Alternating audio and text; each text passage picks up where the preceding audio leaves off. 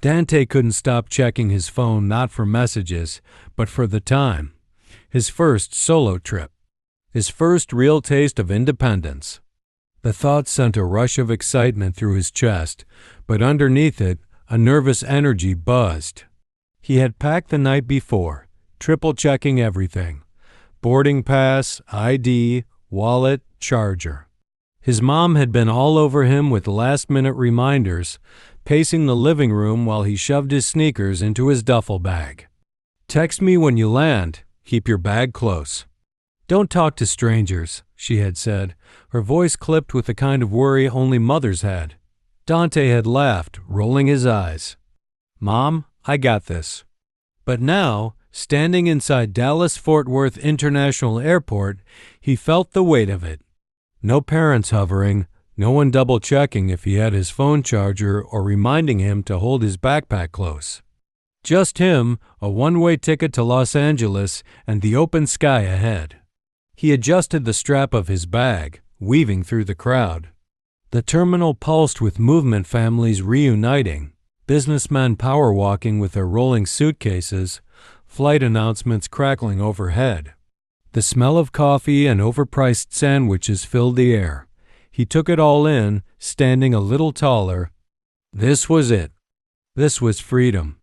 At the self-check-in kiosk, he tapped through the prompts confirm flight, select seat, print boarding pass. Easy. His fingers moved quickly, the screen flashing his confirmation. A small, satisfied grin tugged at his lips. Then, as he reached for the printed ticket, he felt it. Eyes. Watching him. He glanced up.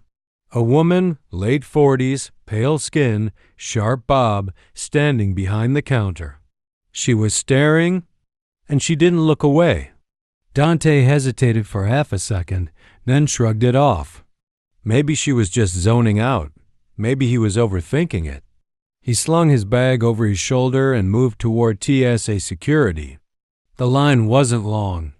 He ran through the mental checklist his mom had drilled into him: shoes off, laptop out, liquid separate.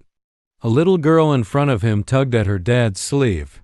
"Daddy, why do we take our shoes off?" Dante smirked as the dad chuckled.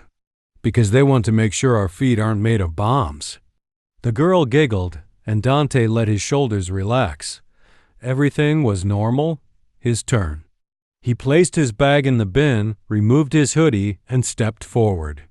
The TSA officer barely glanced at him as he waved him through the body scanner. Clear. Dante grabbed his things, laced up his sneakers, and exhaled. Gate C12. 15 minutes until boarding. He spotted an empty seat near the window and sank into it, stretching his legs. His cousin-in-law had already texted. "Bro, we're hitting in and out as soon as you land. Don't eat anything mid-flight. I got you." Dante smirked, typing back. "Bet. Animal-style fries or nothing." His stomach grumbled. He had time to grab something now. He stood, stretching, casually glancing around. And that's when he saw her. The woman from check-in, standing near the counter. Watching him. This time, her expression wasn't just curious. It was stiff. Calculated. And she wasn't alone. A TSA officer stood beside her. Dante's pulse kicked up. He glanced around. Travelers scrolled their phones, sipped coffee, chatted about vacations. No one else seemed to notice. Maybe it was nothing. But then, the TSA officer nodded, and the woman pointed straight at him. Dante's stomach clenched. This wasn't nothing. But what was it? Did his bag look suspicious in the scanner? Did his ticket print upside down? Did he somehow set off an invisible alarm that only middle-aged white women and TSA officers could hear? He swallowed hard and looked back at his phone, pretending not to notice. Maybe I'm tripping. Maybe they're just talking about something else. But deep down, he knew better. Another glance. Yep. They were definitely talking about him. The woman leaned toward the TSA officer, whispering like they were conspiring in some bad detective show. He nodded, adjusting his belt like he was about to solve the biggest case of his career. Dante exhaled slowly, trying to shake it off. He hadn't done anything wrong. His ticket was legit. His ID was real. He was just a teenager waiting for a flight, trying to survive on an empty stomach. But then, the TSA officer started walking toward him. Oh, come on. Dante sat up straighter, gripping his phone. His mind raced through possibilities. Maybe there was a mistake on his boarding pass. Maybe this was some weird security check. Maybe. Excuse me, sir. Dante looked up. The officer was standing right in front of him, hands resting on his belt, face unreadable. We need to ask you a few questions. Dante's throat went dry. Okay? Behind the officer, the woman stood with her arms crossed, looking all kinds of smug. Like she just caught him trying to board a plane with a suitcase full of stolen diamonds. Dante let out a slow breath. This is about to be some serious BS. Dante shifted in his seat, gripping his phone like it was a life raft. The TSA officer studied him for a moment, then glanced at the boarding pass in Dante's hand. Where are you headed today? A simple question, but the way he asked it? Like Dante was trying to smuggle himself onto a space shuttle instead of a commercial flight. Lala, Dante said, keeping his voice steady. The officer nodded slowly, like Dante had just confessed to something. Traveling alone? Yeah. He could feel the woman's stare drilling into the side of his head. The officer tilted his chin. Who booked your ticket? Dante frowned. My mom. The woman let out a tiny breath, one of those smug little exhales people do when they think they've cracked the case. Your mother booked your ticket? The officer repeated, as if Dante had just said, a pack of raccoons bought it with stolen Bitcoin. Dante blinked. Yeah, she always does. The officer didn't write anything down. He just kept looking at Dante, like he was waiting for him to slip up and admit that his real name was Vladimir von Passport Fraud. Dante clenched his jaw. Is there a problem? The woman spoke up before the officer could answer. We just need to make sure everything checks out. Dante raised an eyebrow. Why wouldn't it? She gave a tight-lipped smile, the kind people use when they're pretending to be polite but actually think you're guilty of something. We have to be cautious with certain bookings. Certain bookings. Dante felt his stomach twist. Oh, he knew exactly what that meant. Dante's fingers curled around his phone. Oh, here we go. He had seen this before. In stores, when security followed him for no reason. At school, when teachers asked twice if he really did his own work. That look that said, I don't think you belong here. The TSA officer cleared his throat, still acting like this was some top-tier FBI investigation. We just need to verify that this ticket actually belongs to you. Dante let out a slow breath. You can check my ID, he said, holding it up. It matches the name on the ticket. The officer didn't even reach for it. Instead, he glanced at the woman as if waiting for her to confirm whether or not he was lying. She wasn't even trying to hide it anymore, the doubt, the suspicion. Dante had to fight the urge to roll his eyes. He had no criminal record, no weapons, no fake documents. He wasn't a threat. The only illegal thing he had on him was a pack of gum he definitely forgot to pay for at 7-Eleven last week. But he was pretty sure that wasn't a federal offense. I don't get it, he said, trying to keep his voice even. Why are you only asking me these questions? The officer hesitated. The woman answered for him. Your reservation was flagged as irregular. Dante's jaw tightened. Irregular how? She hit him with another one of those polite but not really smiles. Your name didn't match the payment method on file. Dante blinked. Because my mom booked it for me. The officer didn't respond. A couple of passengers nearby were starting to pay attention. Dante exhaled through his nose, forcing himself to stay calm. You're saying I can't fly because my mom used her credit card? The woman shook her head. We didn't say you couldn't fly. We just need to confirm. Dante cut her off. Then check with her. That caught them off guard. Dante lifted his phone. I can call her right now. The woman's lips pressed into a thin line. The TSA officer hesitated. Dante didn't wait for permission. He swiped to his mom's number and hit dial. The phone rang. Once, twice. Then his mom's voice came through calm, steady. Dante? He swallowed the lump in his throat. Mom, they're saying my ticket is flagged because you booked it. A pause. Then her voice dropped calm, but lethal. Put me on speaker. Dante tapped the button and held the phone up like a mic in a courtroom drama.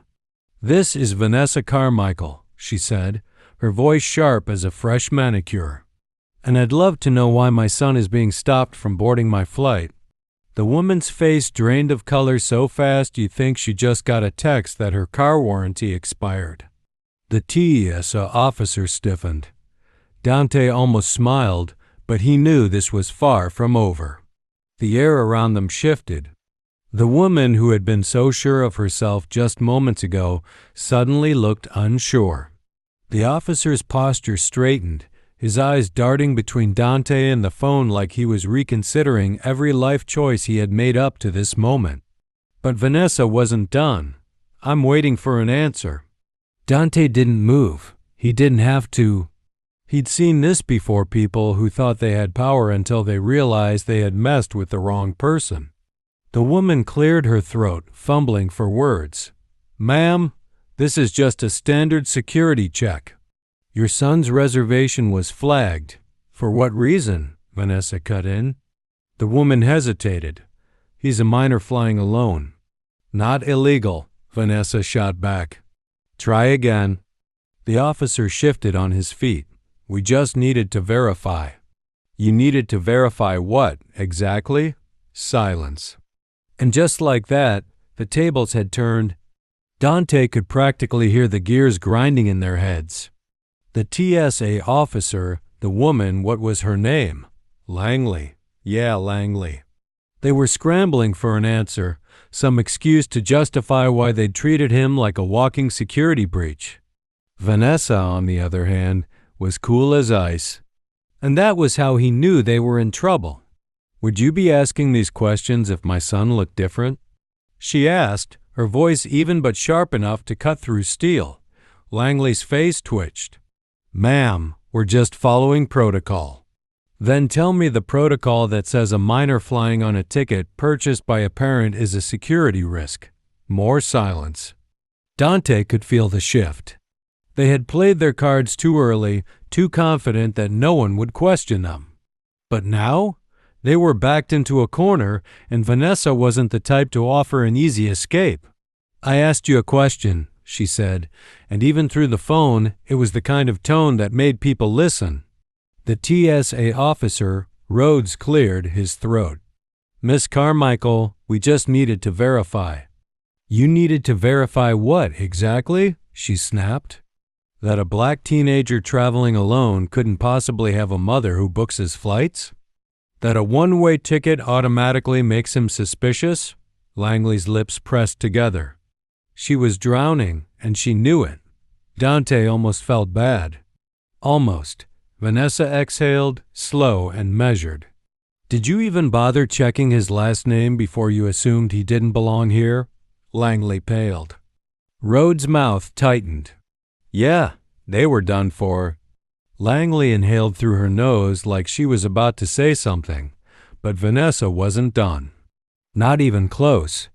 I want your names, she said, her voice sharp, unwavering. Both of you.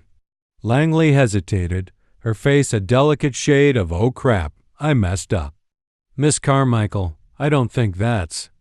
I didn't ask what you think. Oof. Dante actually flinched. That was the voice his mom used when the school called to say he allegedly did something wrong. The kind of voice that made grown adults reconsider their careers. Rhodes sighed, looking like he was questioning all his life choices. Officer Daniel Rhodes. Langley stayed silent. Vanessa didn't let it slide. And you? Langley finally muttered, Rebecca Langley. Great, Vanessa said, voice smooth. Now I want this documented. Send me a full report of why my son was flagged, who authorized it, and exactly what protocol you were following. If I don't get it within the hour, I'll be making a few calls of my own. Dante bit the inside of his cheek. Oh, they were about to learn. Langley opened her mouth, maybe to argue, maybe to beg, but Vanessa cut her off with the kind of polite but deadly tone only black moms and CEOs could pull off. Oh, and Rebecca? Langley stiffened. You should rethink how you profile people. Langley's face went full error 404. Confidence not found. Dante didn't even look back as he stood, slung his bag over his shoulder, and walked toward his gate. They knew they had lost. But more importantly, they knew his mother's name. And they weren't going to forget it any time soon. Dante walked toward his gate, each step heavy. He should have felt relieved. The problem was solved, right? He was still getting on his flight. He wasn't detained, arrested, or forced to miss his trip. So why did it feel like a hollow victory? Because it shouldn't have happened in the first place. He had done everything right. Followed the rules. Checked in, gone through security, sat down to wait for his flight just like everybody else. And yet, he was the one they had pulled aside. He was the one who had to prove he belonged. Dante let out a slow breath, shaking his head. What was the lesson here? That no matter how careful he was, no matter how many times his mom booked flights, packed his bags, and double-checked every detail, people like Langley would still see him as suspicious?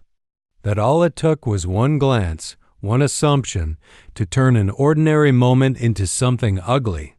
He had seen it before. And he knew deep down it wasn't the last time. His phone buzzed in his hand. Mom, you okay? Dante stared at the message for a moment before typing back. Dante, yeah. Boarding now. Was it a lie? Maybe. But his mom had already fought his battle for him. He wasn't about to let her keep worrying. The gate agent smiled at him as she scanned his ticket. Have a great flight. Dante nodded, mumbling, thanks. The second he stepped onto the jet bridge, he let out a breath he didn't even know he was holding. He was getting on the plane. But something told him this fight wasn't over. Not even close. Dante sank into his seat, buckling his seatbelt with more force than necessary. He stared out the window, watching the airport shrink as passengers continued to board. His phone buzzed. Mom, call me when you land. Dante sighed. She was still on edge. And he got it. If their roles had been reversed, if she had been the one waiting at home, wondering why her son was being questioned, he'd be just as worried. But he also knew her.